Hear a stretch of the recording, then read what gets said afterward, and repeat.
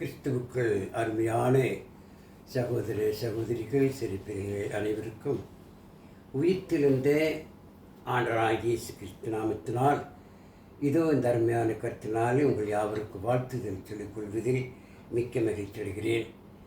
எனக்கு அன்பாந்தில் மீண்டுமாக இந்த நாளில் நாம் யாவருமாக ஒன்று கூடி பரலோகத்தின் தேவனை ஆவியோடும் உண்மையோடும் தொழுதும் சாக்கியத்தை பெற்றமைக்காக நாம் தேவனுக்கு நாம் நன்றி சொல்லுவோம். இந்த நாளில் அருமையான தொழுகையை துவக்கமாக தேவனுக்கு மகிமையாக நாம் ஒரு பாடலை பாடுவோம். நம்முடைய பாடல் புத்தகத்தில் உள்ள 346வது பாடல், அந்த நாள் எந்த வாழ்வில் என்பன என்ற பாடலை நாம் பாடி ஜெபத்தோடு கூட கர்த்தருடைய வசனத்துக்கு அழைத்து செல்வோம். பாடுவோம். அந்த நாள் எந்த வாழ்வில் இன்ப நாள், எங்கள் இயேசு ராஜன் வானில் தோன்றும் நாள். அல்லேலூயா அல்லேலூயா அல்லேலூயா அல்லேலூயா அல்லேலூயா அல்லேலூயா. இந்த பூமி வெந்துருகி சாம்பலாகுமே, சிந்தித்து மனம் திரும்பி அவரை அண்டிக் கொள். இந்த பூமி வெந்துருகி சாம்பலாகுமே, சிந்தித்து மனம் திரும்பி அவரை அண்டிக் கொள். விரைவுடன் ஓடிவா விண்ணிலே சேரவே, வேகமாய் வேகமாய் வேகமாய். விரைவுடன் ஓடிவா விண்ணிலே சேரவே, வேகமாய் வேகமாய் வேகமாய். அந்த நாளில் தன் வாழ்வில் இன்ப நாள், எங்கள் இயேசு ராஜன் வானில் தோன்றும் நாள். அல்லேலூயா அல்லேலூயா அல்லேலூயா அல்லேலூயா அல்லேலூயா அல்லேலூயா. கஷ்டம் நஷ்டம் பட்ட பாடு மறந்து போகுமே, பஞ்சம் பாசு தாகமும் மறைந்து போகுமே. கஷ்டம் நஷ்டம் பட்ட பாடு மறந்து போகுமே, பஞ்சம் பாசி தாகமும் மறைந்து போகுமே. வாது நோய் துன்பமும் வருத்தங்கள் யாவுமே நீங்குமே நீங்குமே நீங்குமே. வாது நோய் துன்பமும் வருத்தங்கள் யாவுமே நீங்குமே நீங்குமே நீங்குமே. அந்த நாளில் இந்த வாழ்வில் இன்ப நாள், எங்கள் இயேசு ராஜன் வானில் தோன்றும் நாள். அல்லேலூயா அல்லேலூயா அல்லேலூயா அல்லேலூயா அல்லேலூயா அல்லேலூயா. புதிய வானம் புதிய பூமி தோன்றும் நாளிலே, நித்திய காலம் நாமும் அங்கே வாழும் என்றுமே. புதிய வானம் புதிய பூமி தோன்றும் நாளிலே, நித்திய காலம் நாமும் அங்கே வாழும் என்றுமே. தூதர்கள் யாவரும் சேவைகள் புரிவாரே என்றுமே என்றுமே என்றுமே. தூதர்கள் யாவரும் சேவைகள் புரிவாரே என்றுமே என்றுமே என்றுமே. அந்த நாள் எந்த வாழ்வில் இன்ப நாள், எங்கள் இயேசு ராஜன் வானில் தோன்றும் நாள். அல்லேலூயா அல்லேலூயா அல்லேலூயா அல்லேலூயா அல்லேலூயா அல்லேலூயா. நாம் யாவரும் கண்களை மூடி ஜெபம் செய்வோம். இரக்கமுள்ள எங்கள் பரலோக பிதாவே, இந்த நாளும் உம்முடைய செய்தியை நாங்கள் இப்பொழுது பகிர்ந்து கொள்ளப் போகிறோம். தேவர் தாமே, உமது வேத வசனங்கள் நாங்கள் ஆராய்ந்து பார்க்கும் பொழுது நாங்கள் சுயமாக சொந்தமாக இதையும் பேசாமல் பரிசுத்த ஆவியானவர் தாமே அவர் மூலமாக எங்களுக்கு நல்ல ஆலோசனை தந்து சத்தியத்தை பேசத்தக்க வாய்ப்பினை தாரும். கேட்கிற உள்ளங்களை திறந்தல் பிதாவே, தொடர்ந்து காத்துக்குள்ளே பலப்படுத்தும். இயேசுவின் நாமத்தை ஜெபிக்கிறோம் நல்ல பிதாவே, ஆமென்.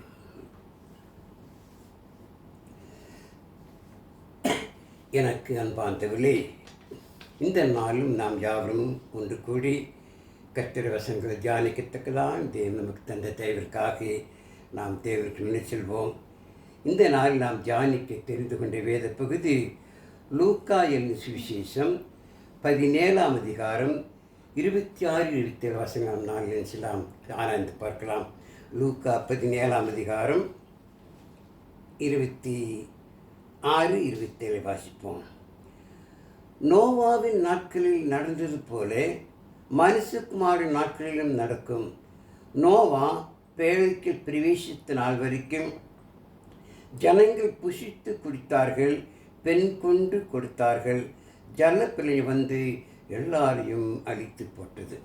எனக்கு அன்பாந்தலே, இது அருமையான நமக்கு கொடுக்கக்கூடிய ஒரு எச்சரிப்பு பாருங்கள்.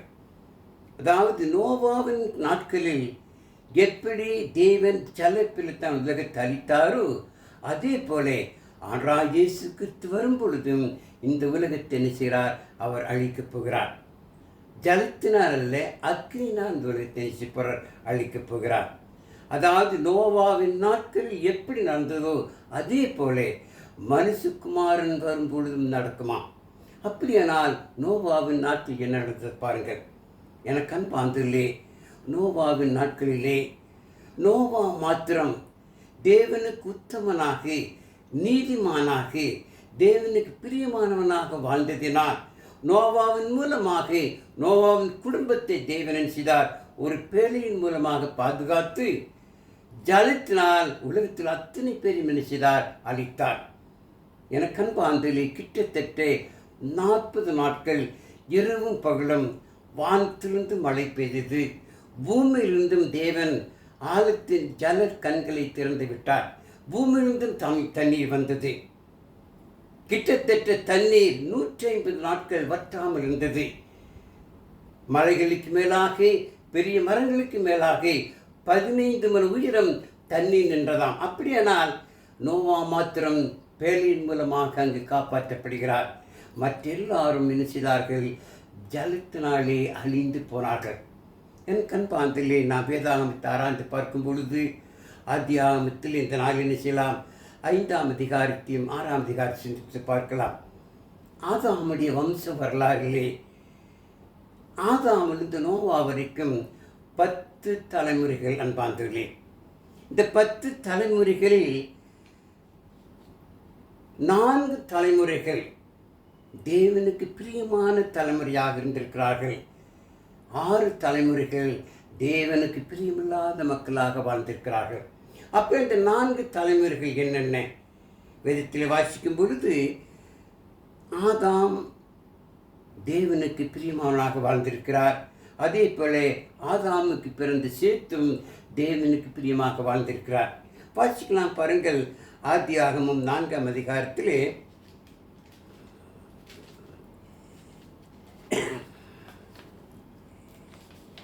பாருங்கள். ஆதியாகமம் 4ஆம் அதிகாரத்திலே 25-26 வாசிக்கும் பொழுது, பின்னும் ஆதாம் தன் மனைவியை அறிந்தான்.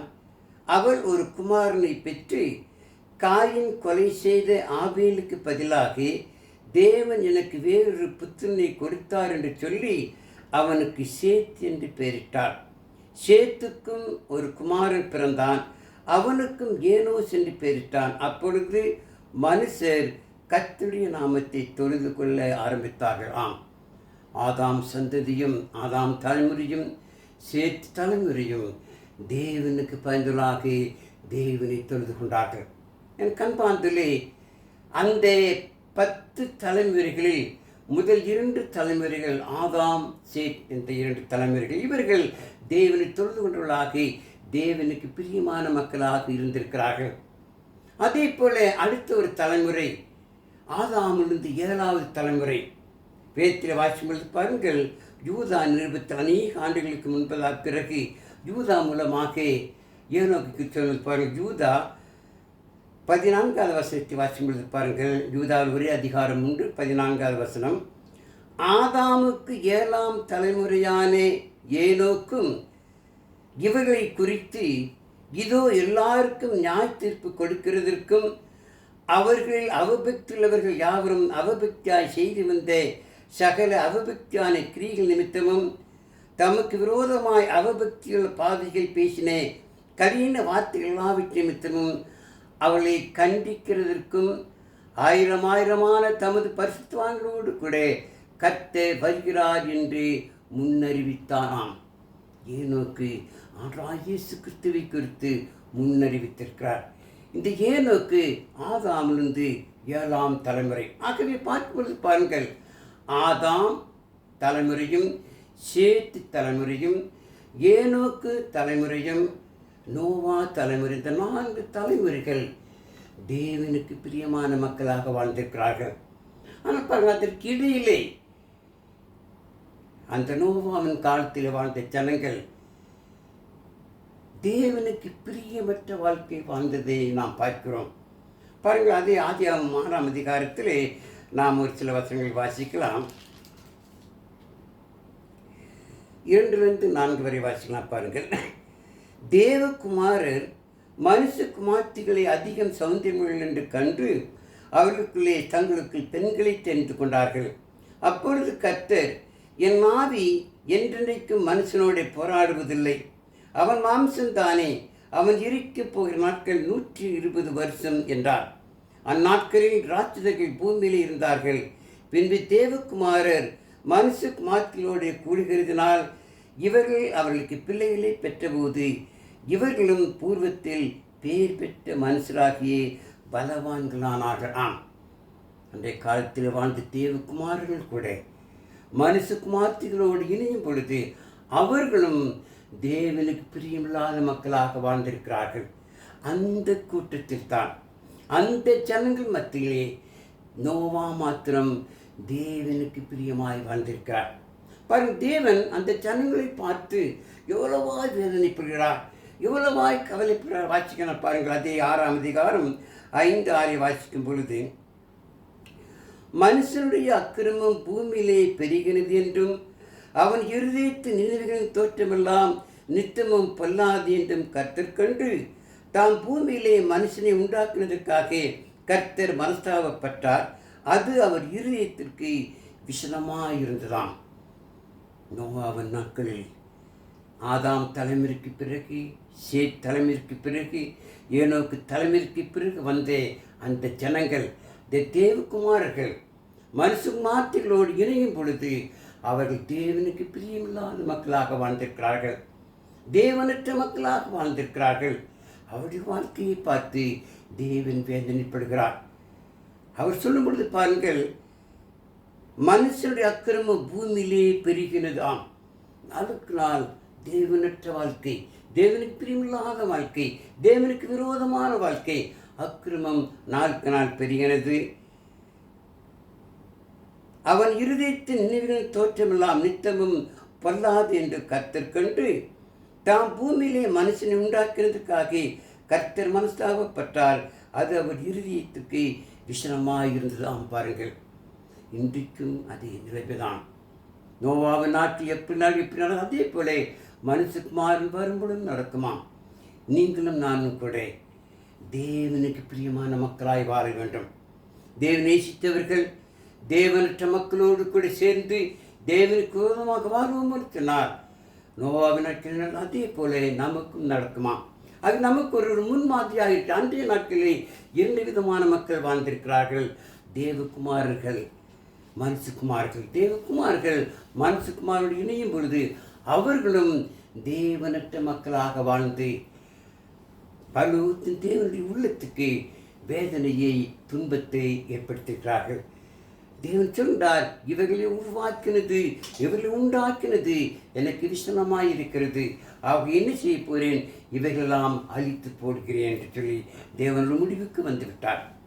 அந்த கூட்டத்தின் நடுவிலே, அந்த மக்களின் மத்தியிலே நோவா மாத்திரம் தேவனுக்கு பிரியமாக வாழ்ந்து. நோவாவை குறித்து வாசிக்கும் பொழுது பாருங்கள், அதே அதிகாரம் 8-9 வாசிக்கும் பொழுது, நோவாவுக்கு கர்த்தருடைய கண்களில் கிருபை கிடைத்தது. நோவாவின் வம்ச வரலாறு, நோவா தன் காலத்தில் இருந்தவர்களுக்குள்ளே நீதிமானும் உத்தமனுமாய் இருந்தான். நோவா தேவனோடு சஞ்சரித்து கொண்டிருந்தான். நோவாவுக்கு கர்த்தருடைய கண்களில் கிருபை கிடைத்தது. கிருபை என்பது எதிர்பாராத ஒன்று.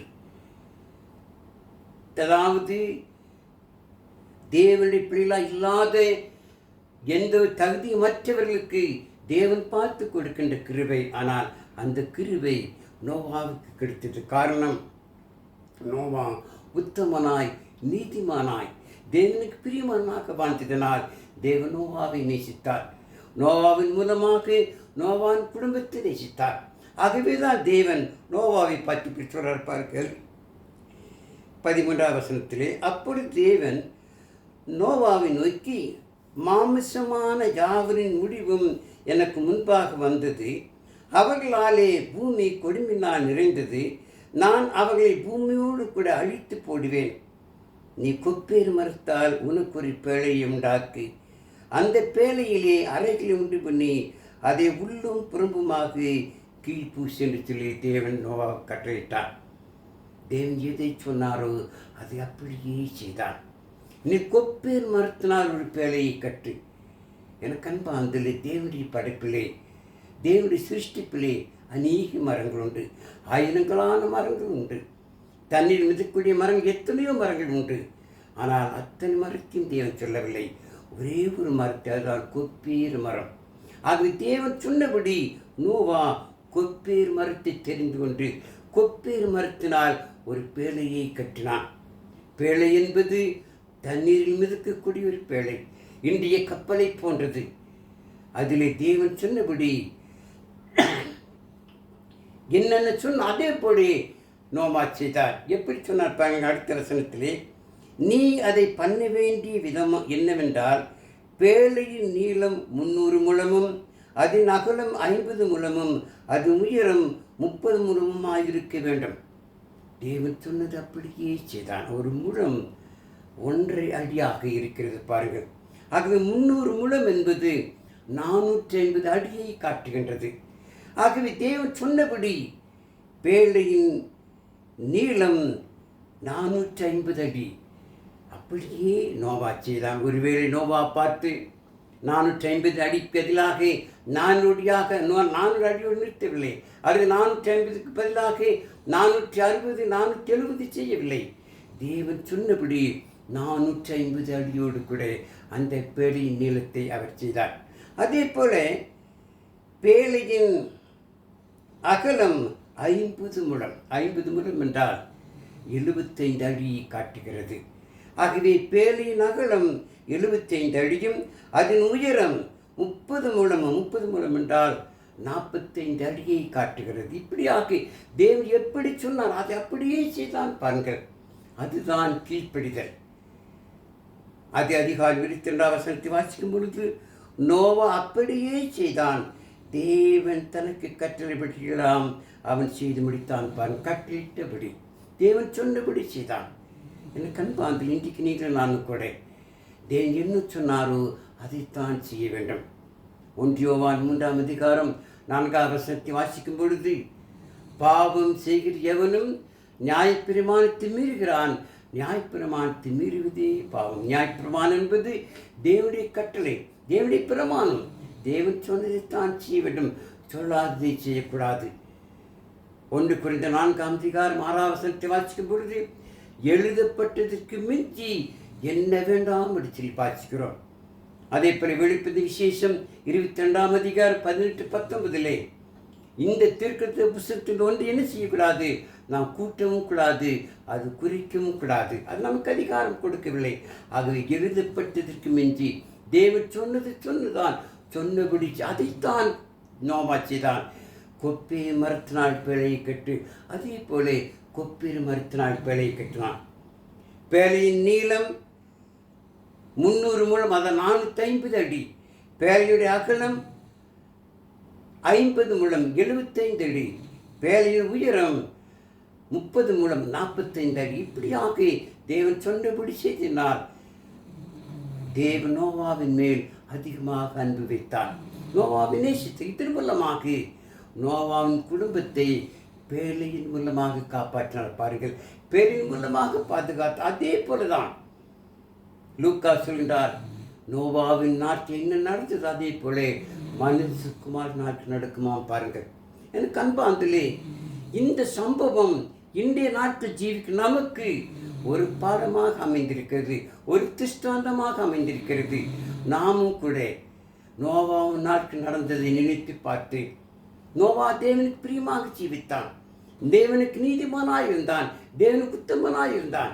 ஆகவே தேவன் நோவாவின் மூலமாக நோவா குடும்பத்தை காப்பாற்றினது போல இன்றைக்கும் நீங்களும் நானும் தேவனுக்கு பிரியமாக, தேவனுடைய பார்வை நீதிமான்களாக, தேவனுடைய பார்வை உத்தமங்களாக வாழ்வோம் என்றால் நம்மையும் தேவன் செய்வார், பாதுகாப்பார். இதை குறித்து பேதுரு சொல்லும் பொழுது பாருங்கள், 1 பேதுரு 3ஆம் அதிகாரத்தில் திருப்புவோம்.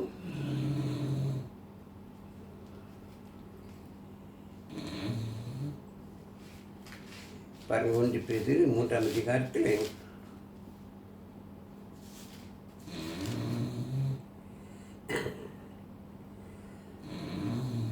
அதற்கு ஒப்பனையான ஞானஸ்நானமானது மாம்சலுக்கு நீக்குதலாயிராமல் தேவனை பற்றும் நல் மனசாட்சியின் உடன்படிக்கையாய் இருந்து இப்பொழுது நம்மையும் இயேசு கிறிஸ்துவின் உயிர்த்தெழுதலினால் ரட்சிக்கிறது. பாருங்கள், அதற்கு ஒப்பனையான ஞானஸ்நானம் 20ஆம் வசனத்தில் வாசிக்கும் பொழுது, அந்த ஆவிகள் பூர்வத்திலே நோவா பேழையை ஆயத்தம் பண்ணும் நாட்களிலே தேவன் நீடிய பொறுமையோடு காத்திருந்த போது கீழ்ப்படியாமல் போனவைகள் அந்த பேழையிலே சிலராக 8 பேர் மாத்திரம் பிரவேசித்து ஜலத்தினால் காக்கப்பட்டார்கள்.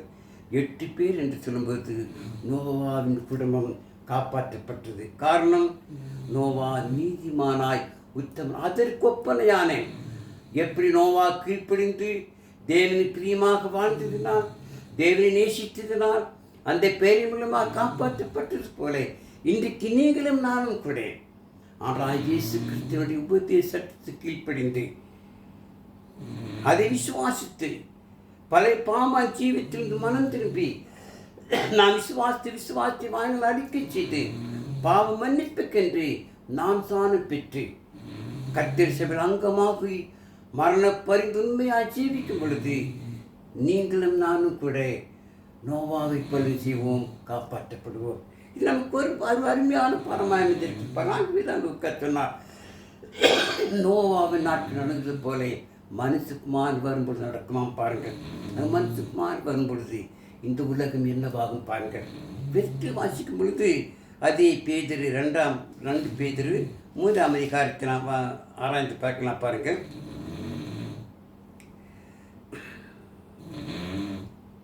3ஆம் அதிகாரம் 5 வாசிக்கலாம். பூர்வ காலத்தில் தேவனுடைய வார்த்தையினாலே வானங்களும் ஜலத்தில் தோன்றி ஜலத்தினால் நிலை கொண்டிருக்கும் பூமி உண்டாயின என்பதையும், அப்பொழுது இருந்த உலகம் ஜல பெருத்தினால் அழிந்தது என்பதையும் மனதார அறியாமல் காணாமல். ஜல பெருத்தினால் இந்த உலகம் அழிந்தது. ஏன்? தேவனுக்கு கீழ்ப்படியாமல் போனதுனால், தேவனை நேசிக்காமல் போனதுனால், தேவனுடைய மனஸ்தாபப்பட வைத்ததனால், விசனப்பட வைத்தனால் தேவன் ஜல்ல பெருத்தினால் இந்த உலகத்தில் அது இன்றைக்கு என்ன செய்கிறார்கள்? அநேக நினைத்து பார்ப்பதில்லை, மறந்து போகிறார்கள். நாம் அப்படி மறக்கக்கூடாது. நோவாவின் நாட்கள் நடந்து போல மனுஷகுமார்களும் நடக்குமா? தொடர்ந்து வாசிக்கலாம். அப்பொழுது இருந்த உலகம் ஜல பெருத்தினால் அழிந்தது என்பதையும் மனதார அறியாமல் இருக்கிறார்கள். இப்பொழுது இருக்கிற வானங்களும் பூமியும் அந்த வார்த்தையினால் அக்கினிக்கு இரையாக வைக்கப்பட்டு தேவபக்தி இல்லாதவர்கள் ஞாயிந்திருக்கப்பட்டு அழிந்து போகும் நாள் வரைக்கும் காக்கப்பட்டிருக்கும். பிரியமானவர்களே, கர்த்தருக்கு ஒரு நாள் 1000 வருஷம் போலவும் 1000 வருஷம் ஒரு நாள் போலும் இருக்கிறது என்கிற இந்த ஒரு காரியத்தை நீங்கள் அறியாதிருக்க வேண்டாமா? தேவனுக்கு ஒரு நாள் 1000 வருஷம் போலவும் 1000 வருஷம் ஒரு நாள் போலும் இருக்கிறது. தேவனால் ஆனால் இயேசுக்கு எப்பொழுது வருவார் நமக்கு தெரியாது. அவர் வரும் பொழுது இந்த உலகம் அக்கினியாக வைக்கப்பட்டிருக்கிறது. அக்கினால் உலகத்தை அழிக்கப் போகிறார். ஆனாலும் கூட தேவன் நம்மோடு கூட பொருந்தோடு தொடர்ந்து வாசினா பாருங்கள்.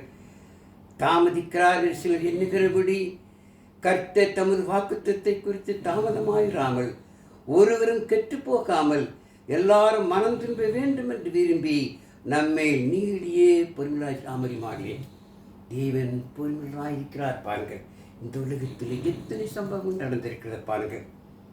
கடந்த மாதத்திலே பார்த்தோம். ஒரு ஃப்ளைட், ஒரு விமானம் லண்டனுக்கு புறப்பட்டு போகும் பொழுது அது கீழே விழுந்து அது நெருப்பு பிடித்து அதில் இருந்து எல்லாரும் நெருப்பிலே கருகி போனதாக நாம் செய்தித்தாளில் பார்த்தோம். கடந்த 2004 சுனாமி வந்து எத்தனை பேர் மரித்து போனார்கள். அடுத்தடுத்து ஒவ்வொரு வருடமும் டிசம்பர் மாதத்திலே மழை பெய்த நிமித்தமாக எத்தனை ஜனங்கள் வீடிலிருந்து, எத்தனை ஜனங்கள் தனியில் அடிக்கப்பட்டு மறைந்து போனார்கள்.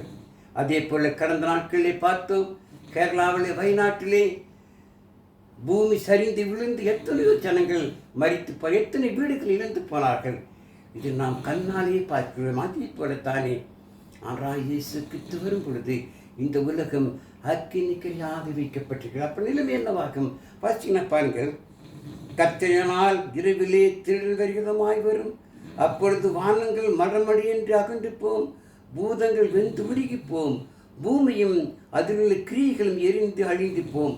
இப்படி இவைகளெல்லாம் அழிந்து போவதாக இருக்கிறபடியால் நீங்கள் எப்படிப்பட்ட பரிசுத்த நடக்கையும் தேவ பித்துள்ளாக இருக்கவும் பராமரிமார்களே. இது நமக்கு அருமையான பாடம், நல்ல எச்சரிப்பு. நோவாவின் நாட்களில் நடந்தது, அதே போல மனுஷுக்குமான் வரும்பொழுதும் நடக்குமா? ஆகவேதான் நாம் மிகுந்த கவனமாக இருக்க வேண்டும். தேவனுக்கு பயந்து ஆனால் இயேசு கிறிஸ்து உபதேச சட்டத்தின்படி நாம் தேவனோடு நெருங்கி ஜீவிக்க வேண்டும். அதாவது பரிசுத்த நடுக்குள்ளவர்களாக, தேவ பக்தியுள்ளவர்களாக, தேவ நேசிக்கிறவர்களாக நாம் வாழ வேண்டுமா? பாருங்கள், நோவா நீதிமானாக இருந்தான், உத்தமனாக இருந்தாகவே நோவா குடும்பம் காப்பாற்ற, அதே போல நாம் காப்பாற்றப்பட வேண்டும் என்றால் நோவாவை போல நீதிமான்களாக, தேவனுடைய பார்வத்தங்களாக வாழ வேண்டும், தேவ பக்தர்களாக வாழ வேண்டும். பாருங்கள், தொடர்ந்து வாசிக்கும் பொழுது, தேவனுடைய நாள் சீக்கிரமாய் வரும்படிக்கு மிகுந்த அவரோடே காத்திருங்கள். அந்த நாளில் வானங்கள் வெந்து அழிந்து பூதங்கள் எரிந்து உருகி போம். அவருடைய வாக்குத்தத்தத்தின்படியே நீதி வாசமாயிருக்கும் புதிய வானங்களும் புதிய பூமி உண்டாகும் என்று காத்திருக்கிறோம். ஆகையால் பிரியமானவர்களே, இவைகள் வர காத்திருக்கிற நீங்கள் கரையற்றவர்களும் பிழையில்லாதவர்களுமாய் சமாதானத்தோடு அவர் சந்நிதியில் காணப்படும்படி ஜாக்கிரதையான கண்பார்ந்தலே. எவ்வளவு அருமையான நமக்கு எச்சரிப்பை தேவைப்படுகிறார். அவர் வருகையிலே நம்மிடத்திலே எந்த ஒரு கரை என்றால் பாவமான வாழ்க்கை கூடாது. பாவமற்றவர்களாக பரிசுத்தவான்களாக நாம் வாழ வேண்டும். தேவனுக்கு பிரியமான மக்களாக வாழ வேண்டும். அவர் சந்நிதியில் காணப்படும்படி நாம் ஜாக்கிரதையாக இருக்க வேண்டும். பாருங்கள், நமக்கு எவ்வளவு எச்சரிப்பான வசனம் பாருங்கள். லூக்கா மூலமாக தேவனுக்கு கொடுத்த தர்மையான ஆலோசனை. நோவாவின் நாட்டில் நடந்தது போல மனுஷகுமாரன் வரும்பொழுதும் நடக்குமா? பாருங்கள், நோவாவின் காலத்திலே நாம் பார்த்தோம். அதாவது நோவா அதாவது 10வது தலைமுறை. அந்த 10 தலைமுறைகளில் 4 தலைமுறை உள்ள ஜனங்கள் தேவனுக்கு பண்றாக வாழ்ந்தார்கள். மற்ற 6 தலைமுறைகள் தேவனற்றவர்களாக, தேவனுக்கு பிரியமில்லாதவர்களாக வாழ்ந்தார்கள். எத்தனை ஜனங்களை நாம் நினைத்து பார்த்தார். அந்த நாளில் வாழ்ந்தவர்கள் ஒவ்வொருவரும் 900 வருடத்துக்கு மேல் வாழ்ந்திருக்கிறார்கள்.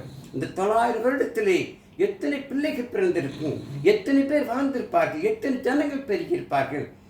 ஜெனரேஷன் அதிகமாக இருக்கும். அவர் எல்லாருமே ஜலத்தினால் அழிக்கப்பட்டார்கள். ஆகவே மாதிரி நோவாவின் காலத்தில் நடந்தது போல மனுஷகுமாரன் வரும்போது நடக்குமா? ஆகவே நீங்கள் நானும் மிக மிக எச்சரிக்கையாக இருக்க வேண்டும். நாம் ஒவ்வொரு வாரமும் தவறாமல் நாம் கர்த்தருடைய தொழிலை கலந்து கொள்ள வேண்டும். கர்த்தருடைய வசனத்தை கேட்க வேண்டும். தேவன் பிரியமாய் வாழ வேண்டும். நம்முடைய வாழ்க்கை மற்றவர்களுக்கு ஒரு பரிசுத்தமான வாழ்க்கையாக இருந்து மற்றவர்களுக்கு பிரகாசமான வாழ்க்கை இருக்கும். நம்மை பார்த்து நம்ம பரிசுத்தமான வாழ்க்கையை பார்த்து அணுகின சென்றுமாம் கிறிஸ்துவுக்கு வர நாம் அவர்களுக்கு ஒரு பாலமாக அமைய வேண்டும். அன்றாய் இயேசு சொன்னார், மலையில் மேல் இருக்கிற பட்டணை சீமாம் எல்லாருக்கும் தெரியும், எல்லாருக்கும் பிரகாசமாக. அதே போல நீங்கள் நானும் அந்த பட்டணத்தை போற அநேகருக்கு பிரயோஜனமாக இருக்க வேண்டுமா? அப்படி வாழ்ந்து அநேகாத்மக்களாக ஆய்ப்படுத்தி தேவன் உதவி செய்வார். ஆகவே கண்பாந்திலே இதை கேட்டு நீங்களும் நானும் தேவனுடைய பார்வையிலே அன்றாய் இயேசு கிறிஸ்து வரும் பொழுது நாம் காப்பாற்றப்பட வேண்டும் என்றால் நோவாவை போல் நீதிமான்களாகி நோவா பொருத்தங்களாக வாழ நாம் முயற்சி செய்வோம். தேவன் தாமே இந்த வசனங்களை ஆசிரிப்பார். இதை கேட்டு நீங்கள் நான் நினைச்சீங்கள் மற்றவர்கள் கேட்கும்படியாக நாம் சப்ஸ்கிரைப் பண்ணுவோம், லைக் பண்ணுவோம், ஜெபம் செய்வோம். இரக்கம் நிறைந்த எங்கள் பரலோக பிதாவே, உன்னதத்தில் வாசம் செய்கிறவரே, சகல ஊற்றுகளுக்கும் நன்மையான ஈவுகளுக்கும் காரணமானவரே, இந்த நாளும் உம்முடைய வசனங்கள் நாங்கள் தியானிக்கத்தக்க தரிய பெரிய வாய்ப்பினை தந்தமைக்காக ஸ்தோத்திரிக்கிறோம். தொடர்ந்து கேட்ட உள்ளங்கள் ஆசிரியர் தப்பனே, நோவாவின் நாட்கானது போலவே மனுஷகுமார் வரும் நடக்கும் என்பதை அறிந்து புரிந்து நாம் ஒவ்வொருவரும் பிரியமாக ஜீவிக்க நோவாவை பொன்னிதமான்களாக உத்தமனாக வாழ்வதை செய்யும் ஆசிர்வதியும். எங்களாடி பாவ குற்றம் தயவாக மன்னியும். இவை அனைத்தையும் எங்கள் அருமையான ஆண்டவர் இயேசு கிறிஸ்துவின் விலையேறி பெற்றின்ப நாமத்தில் கெஞ்சி மன்றாடுகிறோம் எங்கள் ஜீவனுள்ள பிதாவே. ஆமென்.